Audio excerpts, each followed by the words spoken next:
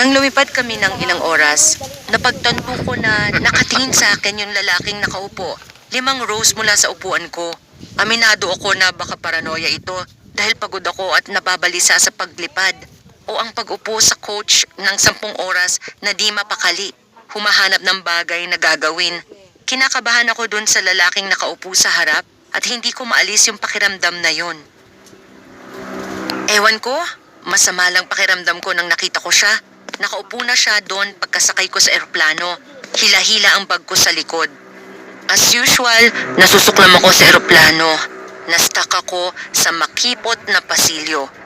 Inaantay yung lalaki sa harap ko na tigilang ipagkasya yung oversized na maleta sa overhead compartment habang minumura siya ng asawa niya sa Espanyol. Umiwas ako ng tingin, sinubukang kumalma.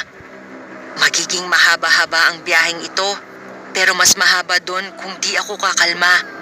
Doon ko nakita yung mata ng lalaki. Hindi ko siya mailarawan. Luntik yan. Sorry. Siya.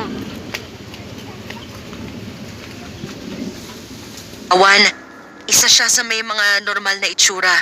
Walang kakaiba o kapansin-pansin sa mukha niya. Plain brown ang buhok, plain brown ang mata, di payat, di mataba. Madali siyang mapili sa isang lineup. Di mo rin masasabi kung masaya ba siya o malungkot. Sobrang plain lang. Sa kabila ng lahat, ngumiti na lang ako. Lahat tayo hirap sa biyahe, di ba? Di siya ngumiti, pabalik. Nagmura ulit yung lalaki sa harap ko at inihagis na lang ang bitbit niyang maleta sa ilalim ng kanyang upuan. Pinagmasdan ko siya saglit at nang tumingin ulit ako, nakatingin na naman sa akin yung lalaki. Blank expression pa rin katulad ng kanina, maliban sa isang wrinkle sa gitna ng kanyang mga kilay, isang indikasyon na may nararamdaman siya. Imposibleng mabasa ang kanyang muka, pero di ko maiwasang isipin na nakuha ko ang interes niya. Nakahinga ako ng maluwag nang gumalaw na yung mga tao. Nakita ko yung upuan ko. Nilagay ko yung bag sa itaas at yung purse naman sa ilalim ng upuan. Tapos sinuot ko yung headphones at sinubukang wag masyadong mag-isip na hindi ko mapipigilan pag bumagsak ang eroplano. O dahil nainis ako pag wala sa kontrol ko ang bagay-bagay. Dahil nasa aisle seat ako, nakikita ko yung lalaki, tinatapik ng mga daliri ang armrest habang papasok ang mga tao sa eroplano. Sa gitna ng mga tao, parang nasulyapan ko siyang lumilingon para makita ako. Pero di na niya ginawa ulit yon pagkalipad ng eroplano. Siguro mahirap ang maging isang creep kapag nakatrap ka sa isang lumilipad na metal box. Nakita ko siyang lumingon sa akin ng isang beses pero pagkatapos ay nag-cellphone na lang siya. Pwede siyang distracted. Di ko masabi kung saan siya galing. Direct flight yun mula Toronto hanggang Sao Paulo. Kaya karamihan sa mga pasahero ay Brazilian tourist o immigrant tulad ko. Babalik para bumisita sa pamilya. Di kita sa mukha niya kung anong lahi siya. Baka Brazilian o Canadian. May ilang klase kasing mga weirdo din sa Toronto. Siguro sabi ko sa sarili ko habang tinitignan siyang nagsiselfone. Baka kabadong pasahero lang siya tulad ko. Isang tao na ayaw din sa eroplano at pupunta lang sa Brazilian beach para makaligtas sa malupit na Canadian winter. At doon ko nalaman na naka-off pala ang phone niya. Ginagamit niya to ng 1 oras. Niro-rotate yung screen pero pitch black naman yung screen. Wala siyang headphones o AirPods at di siya naglalaro ng game. At hindi rin siya nanonood ng movie. Netong lumilipas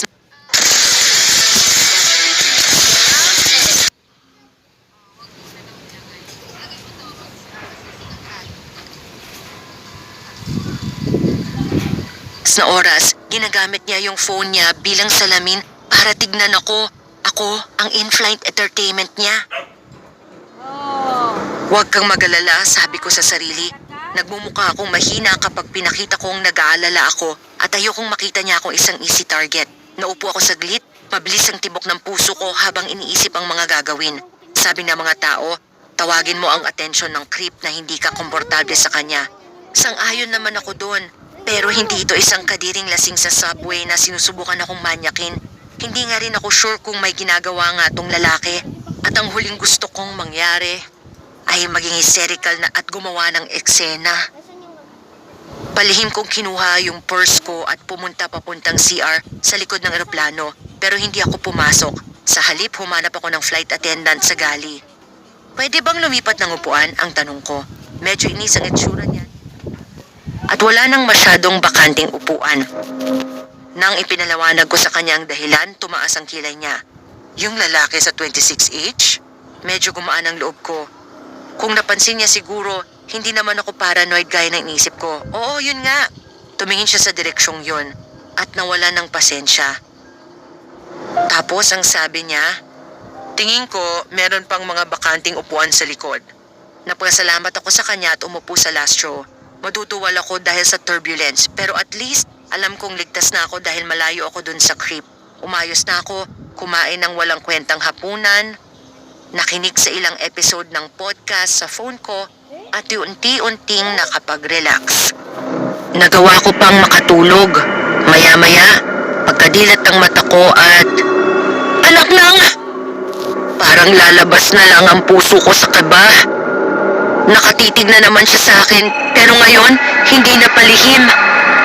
Nakatayo na lang siya doon sa kabilang banda ng aisle. Nakatitig sa akin habang tulog ang mga pasahero. Siguro mas maigi na magpanggap na lang natulog ako pero ayokong isipin niya na kaya niya akong takutin kaya malakas akong nagtanong, may kailangan ka? Na may sapat sa lakas sa boses at galit kaya nakuha kong atensyon ng ilang mga pasahero. Nakita ko ang flight attendant na lumakad papunta sa kanya. Hindi man lang kumibo ang lalaki, nakatitig pa rin siya sa akin at gumiti. Iyon ang unang pahiwatig ng emosyon na nakita ko sa mukha niya at di ko yun nagustuhan. Nakakabwisit ang mukha na para bang may alam na sikreto na hindi ko pa nalalaman. Bago magsalita ang flight attendant, lumakad papalayo ang lalaki. Nagtanong ang flight attendant kung gusto kong lumipat uli ng upuan. Pero naisip ko, wala rin namang magbabago. Isa sa perks ng paglipad ay yung wala kang matatakbuhan. Wala ring magagawa sa akin ang lalaki. 4 na oras na bago kami makarating mula nun. Hindi na ako ginulo ng lalaki. At di rin ako umalis sa upuan ko. Di ko itataya buhay ko. Pagkalapag ng eroplano, hinintay kong makalabas ang lahat para mabantayan ko siya. Mula sa likod ng eroplano, nasulyapan ko ang kanyang orange shirt nang umalis siya pero hindi siya lumingon.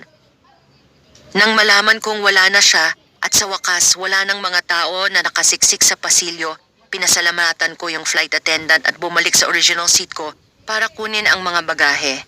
Hindi ako nagmamadali para sa susunod na biyahe na alis sa loob ng 3 oras. Pero ang Guralhuas International Airport ay isa sa mga di maasahang airport na nakita ko. Pagkakuha ko ng bagahe, didiretso ako sa customs tapos i-check ulit yung bagahe tapos pupunta sa kabilang bandang airport para maabutan yung domestic flight. Lahat ng yon magagawa ko sa 1 oras. Kung hindi, higit pa depende sa dami ng mga tao. Nag-aalala ako tungkol sa lahat ng yon pero nawala lahat ng pag-alala ko dahil napagtanto ko habang kinukuha ko yung bag ko sa overhead compartment. Nawawala yung tag ko na may full name, phone number at address. Lahat ng detalye na kakailanganin ng tao kung gusto nila akong hanapin. 3 linggo na nakalipas nun at malapit na akong bumalik sa Toronto. Pero di ko alam kung anong gagawin ko pagdating doon. Natatakot akong umuwi. Nitong January, pumunta ako sa Washington DC kasama ng ilang family friends. Galing ako sa isang town na may 11,000 na tao at di pa ako nakakapunta sa isang city na kasing laki ng DC. Natatakot ako na baka manakawan ako o masnatchan ako. Nagpapaniwala ako ng mga palabas sa TV na ang mga malalaking cities ay may napakaraming tao at hindi ka makakagalaw. Kaya nagre-resulta sa ganitong krimen. Nakahinga ako ng maluwag nang natapos na ang bakasyon nang walang nangyayaring masama. Dito